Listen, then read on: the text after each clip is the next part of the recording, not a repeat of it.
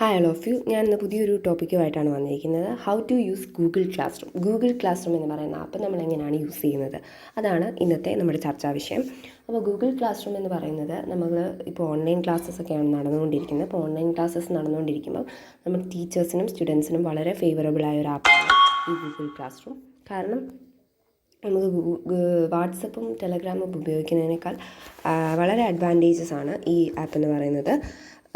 അതിൻ്റെ കാരണമായിട്ട് പറയുന്നത് നമുക്ക് അസൈൻമെൻറ്റ്സും മെറ്റീരിയൽസും നോട്ട്സും ക്വസ്റ്റ്യൻസും ഒക്കെ വളരെ ഡിഫറെൻ്റായിട്ട് വളരെ ക്ലിയർ ആയിട്ട് തന്നെ നമുക്ക് ഈ ആപ്പിൽ കൂടി ഫോർവേഡ് ചെയ്യാൻ സാധിക്കും. അതുപോലെ തന്നെ മറ്റ് ആപ്സിൽ സംഭവിക്കുന്നത് പോലെ ഡേറ്റ പൈലപ്പ് ചെയ്ത് നമ്മളുടെ ഫോൺ സ്റ്റക്ക് ആവുകയോ വർക്ക് ആവാതിരിക്കുകയോ ഒന്നും ചെയ്യുകയില്ല. അത് അതിന് വേണ്ടിയിട്ട് ഗൂഗിൾ പ്രൊവൈഡ് ചെയ്യുന്നൊരു പ്ലാറ്റ്ഫോമാണ് ഗൂഗിൾ ക്ലാസ് റൂം. സ്റ്റുഡൻസ് എങ്ങനെയാണ് ഈ ഗൂഗിൾ ക്ലാസ് റൂം ഉപയോഗിക്കേണ്ടത് എന്നതിനെയാണ് ഇന്ന് ഈ വീഡിയോയിൽ പറയുന്നത്. ഫസ്റ്റ് ഓഫ് ഓൾ നിങ്ങൾ എന്ത് ചെയ്യണം, പ്ലേ സ്റ്റോറിൽ പോവുക. അതിനുശേഷം Google class room search option കൊടുക്കുക.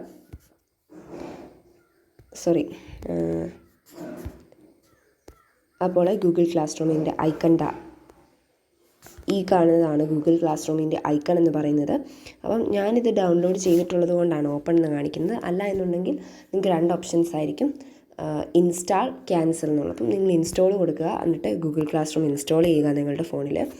അതിനുശേഷം അത് ഓപ്പൺ എന്ന ഓപ്ഷൻ വരുമ്പോൾ നിങ്ങൾ ഓപ്പൺ ചെയ്യുക. ഓപ്പൺ ചെയ്യുമ്പം ഇതിപ്പം നിങ്ങൾക്ക് പ്രത്യേകിച്ച് ക്ലാസ്സുകളൊന്നുമില്ല. അപ്പം നിങ്ങൾക്ക് ക്ലാസ്സുകൾ ഇതുപോലെ ഗൂഗിൾ ക്ലാസ് റൂം നിങ്ങൾ ഡൗൺലോഡ് ചെയ്ത് വെക്കുക. അപ്പം ആദ്യം നിങ്ങൾക്ക് കാണുന്നത് ആദ്യം വന്നൊരു പിക്ചർ, അതായത് ഇപ്പോൾ ഇതായിരിക്കും നിങ്ങൾ ഗൂഗിൾ ക്ലാസ് റൂം ഡൗൺലോഡ് ചെയ്യുമ്പോൾ നിങ്ങൾ ഗൂഗിൾ ക്ലാസ് റൂം ഡൗൺലോഡ് ചെയ്ത് അത് ഓപ്പൺ ആക്കി കഴിയുമ്പോൾ ഇങ്ങനെയായിരിക്കും കാണുക.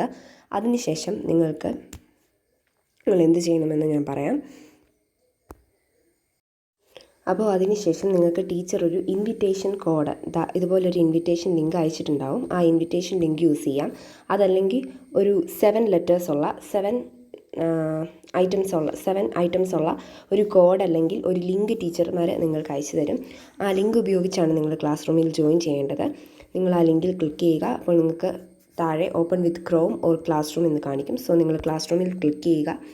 അപ്പോൾ നിങ്ങൾക്ക് ഇതുപോലൊരു ഇതായിരിക്കും നിങ്ങളുടെ വരുന്നത്.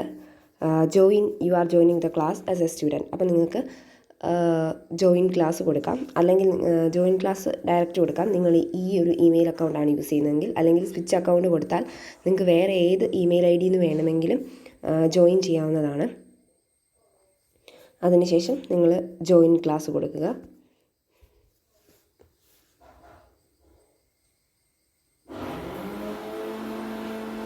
ഓക്കെ, അപ്പോൾ നിങ്ങൾക്ക് ഇതുപോലൊരു പ്ലാറ്റ്ഫോം ഓപ്പൺ ആയി വരും. നിങ്ങൾ ആ ക്ലാസ്സിൽ ജോയിൻ ചെയ്തിട്ടുണ്ടാകും. എന്നിട്ട് നിങ്ങൾ ഈ സ്ട്രീമിൽ ക്ലിക്ക് ചെയ്താൽ മതിയാകും.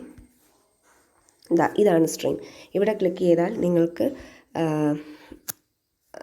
ടീച്ചർ ഇടുന്ന എല്ലാ മെറ്റീരിയൽസും അവൈലബിൾ ആകും. നെക്സ്റ്റ് ക്ലാസ് വർക്കാണ്.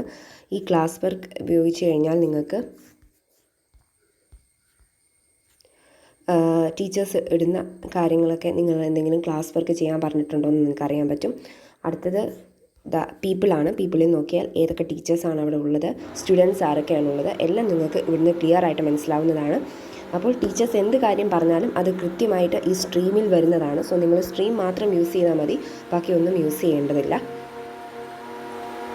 അപ്പോൾ ഇതിപ്പം പ്രത്യേകിച്ച് കാര്യങ്ങളൊന്നും ഇല്ലാത്ത ഒരു ക്ലാസ്സാണ്, അതുകൊണ്ടാണ് ഇപ്പം ഇങ്ങനെ പറയുന്നത്. ഇനി ഇത് ഒരുപാട് ക്ലാസ്സുകളുള്ള ഒരുപാട് ക്ലാസ്സിൽ ജോയിൻ ചെയ്തിട്ടുള്ള ഒരു ഗൂഗിൾ ക്ലാസ് റൂമാണ് കാണിക്കുന്നത്. അപ്പോൾ അതാ നിങ്ങൾക്ക് ഓരോ സബ്ജക്റ്റിനും പല ക്ലാസ്സുകളാണ്. അപ്പം ഈ ക്ലാസ്സിൽ ക്ലിക്ക് ചെയ്താൽ ടീച്ചേഴ്സ് ഇട്ടിരിക്കുന്ന അസൈൻമെൻറ്റ്സ് നമുക്ക് കാണാൻ പറ്റും. അതുപോലെ തന്നെ മെറ്റീരിയൽ എന്ന പേരിൽ ഇട്ടിരിക്കുന്ന നോട്ട്സ് നമുക്ക് കാണാൻ പറ്റും. അതുപോലെ തന്നെ നമുക്ക് പല കാര്യങ്ങളും ഇതിലിങ്ങനെ കാണാൻ പറ്റും. ടീച്ചേഴ്സ് ഓരോ ക്ലാസ് ഇട്ടിരിക്കുന്നത് കാര്യങ്ങളെല്ലാം നമുക്കിങ്ങനെ കാണാൻ പറ്റും. അതാണ് ഗൂഗിൾ ക്ലാസ് റൂമിൻ്റെ ഒരു പ്രത്യേകത. നമ്മൾ എന്തെങ്കിലും ചെയ്യാനുണ്ടെങ്കിൽ നമുക്ക് ക്ലാസ്സിൽ തന്നിരിക്കുന്ന കാര്യങ്ങൾ എല്ലാം നമുക്ക് ക്ലാസ് വർക്കിൽ കാണാൻ പറ്റും. പിന്നെ നമ്മുടെ ടീച്ചേഴ്സിൻ്റെ പേര്, ക്ലാസ്മേറ്റ്സിൻ്റെ പേര് എല്ലാം നമുക്കിതിൽ കാണാൻ പറ്റും. ഇപ്പോൾ ഇവിടെ നമ്മുടെ സ്ക്രീൻസിൽ നമുക്ക് ഒരുപാട് ടീച്ചർ ക്വസ്റ്റ്യൻ ചോദിച്ചിട്ടുണ്ട്. അതുപോലെ തന്നെ ഒരു അസൈൻമെൻറ്റും തന്നിട്ടുണ്ട്. അപ്പം നമ്മളത് എങ്ങനെയാണ് ഇതിനൊക്കെ റിപ്ലൈ ചെയ്യുന്നതെന്നുള്ളതാണ് ഇനി പറയുന്നത്. ക്വസ്റ്റ്യൻ ആണെന്നുണ്ടെങ്കിൽ ഇത് കണ്ടോ, ഈ ഒരു ഐക്കൺ ആയിരിക്കും. ക്വസ്റ്റ്യൻ ആണെന്നുണ്ടെങ്കിൽ ഈ ഒരു ഐക്കണിലായിരിക്കും ക്വസ്റ്റ്യൻ ഇങ്ങനെയുള്ള ഒരു ഐക്കൺ ആയിരിക്കും. കാണുന്നത്. അപ്പോൾ പിന്നെ കുഴപ്പമില്ല, അത് ക്വസ്റ്റ്യൻ ആണെന്ന് മനസ്സിലാവും. നിങ്ങളവിടെ ക്ലിക്ക് ചെയ്യുക. ക്ലിക്ക് ചെയ്ത് കഴിയുമ്പോൾ ഇവിടെ നിങ്ങൾക്ക് ആഡ് ക്ലാസ് കമൻ്റ് ഉണ്ട്, അതുപോലെ തന്നെ ടൈപ്പ് യുവർ ആൻസറും ഉണ്ട്.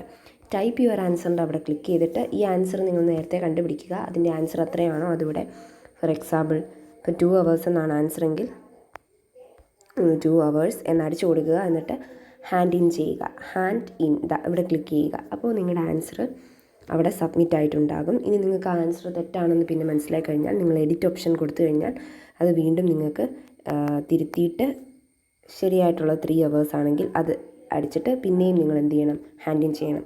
അപ്പോൾ നിങ്ങൾ ഒരു കാര്യം ഓർക്കേണ്ടത്, ഹാൻഡ് ഇൻ ചെയ്യാൻ മറക്കരുത്. അന്നേരം നിങ്ങളുടെ ആൻസർ സബ്മിറ്റഡ് എന്ന് കാണിക്കും.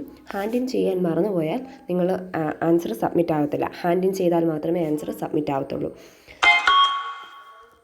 നെക്സ്റ്റായിട്ട് പിന്നെ പറയുന്നത് എന്താണെന്ന് വെച്ചാൽ അസൈൻമെൻറ്റ്സ് തന്നു കഴിഞ്ഞാൽ അത് നിങ്ങൾക്ക് ടൈപ്പ് ചെയ്യാനുള്ള ഓപ്ഷൻ ഉണ്ടാവത്തില്ല. പിന്നെയോ ആഡ് വർക്ക് എന്ന് പറഞ്ഞൊരു ഓപ്ഷനേ ഉണ്ടാവത്തുള്ളൂ. ആഡ് വർക്ക് എന്ന് പറഞ്ഞ ഓപ്ഷനാണ് ഉണ്ടാകുന്നതെങ്കിൽ നിങ്ങൾ എന്താണ് ചെയ്യേണ്ടതെന്ന് വെച്ചാൽ, നിങ്ങൾ ഈ പറയുന്ന അസൈൻമെൻറ്റ് അത് നിങ്ങൾ ചെയ്തിരിക്കുന്നതിൻ്റെ ഫോട്ടോസ് നിങ്ങൾ PDF ആയിട്ട് വേണം അപ്ലോഡ് ചെയ്യാൻ. എങ്ങനെയാണ് PDF ആയിട്ട് അപ്ലോഡ് ചെയ്യുന്നത്, അതിന് പറ്റിയ ഒരു ആപ്പ് എന്താണ്? ചിലരുടെയൊക്കെ കയ്യിൽ PDF ആയിട്ട് അപ്ലോഡ് ചെയ്യാൻ ആപ്പ് ഉണ്ടാകും. ഇല്ലാത്തവർ ഇവിടെ ശ്രദ്ധിക്കുക.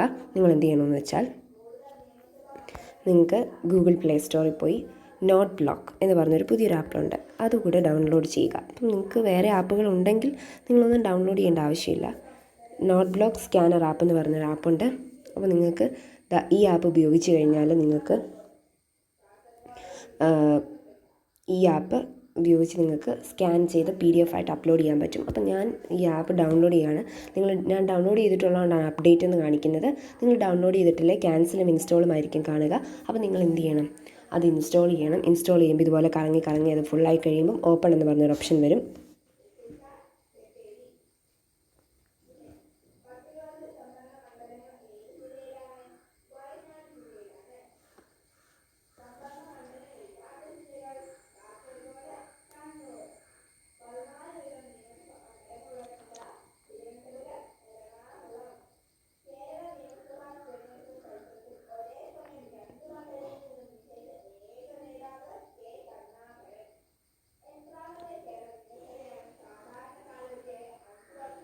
സോ 47% ആയതേ ഉള്ളൂ.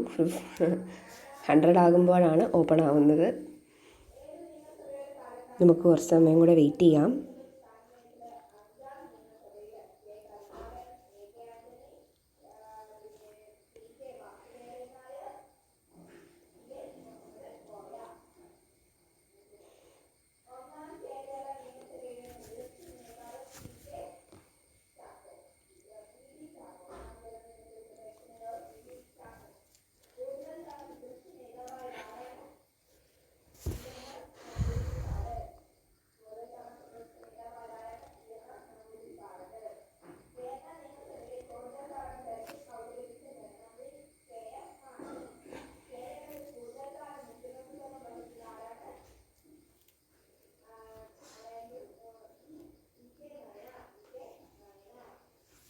അപ്പോൾ ഓപ്പൺ കിട്ടും. നിങ്ങൾ ഓപ്പൺ ചെയ്യുക.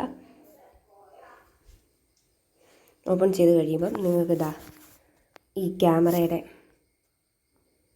ഐക്കൺ ഉപയോഗിച്ച് നിങ്ങൾക്ക് ഏത് ഫോട്ടോയാണോ എടുക്കേണ്ടത് അത് നിങ്ങൾക്ക് ഫോട്ടോ എടുക്കാനായിട്ട് വരും. സോ നിങ്ങളത് ആ എടുക്കേണ്ട പിക്ചർ, അത് ഫോട്ടോ നല്ല ക്ലിയറായി എടുക്കുക. എടുത്തു കഴിയുമ്പോൾ നിങ്ങൾക്കിതുപോലെ അത് അലൈൻ ചെയ്യാൻ പറ്റും.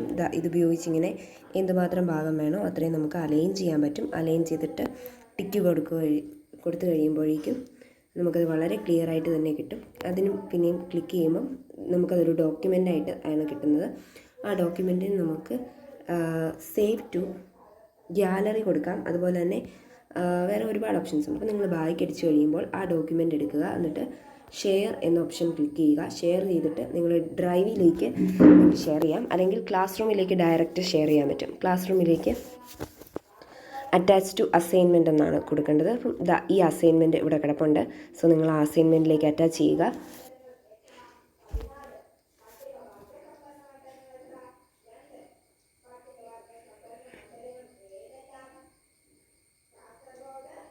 അസൈൻമെൻറ്റിലേക്ക് അറ്റാച്ച്ഡ് ആയി കഴിഞ്ഞു. ഇപ്പോൾ നമ്മുടെ ഡോക്യുമെൻറ്റ് അതൊരു PDF ആയിട്ട് ഡോക്യുമെൻറ്റിൽ അറ്റാച്ച്ഡ് ആയി കഴിഞ്ഞിരിക്കുന്നു. സോ നിങ്ങളത് ഹാൻഡ് ഇൻ ചെയ്യുക.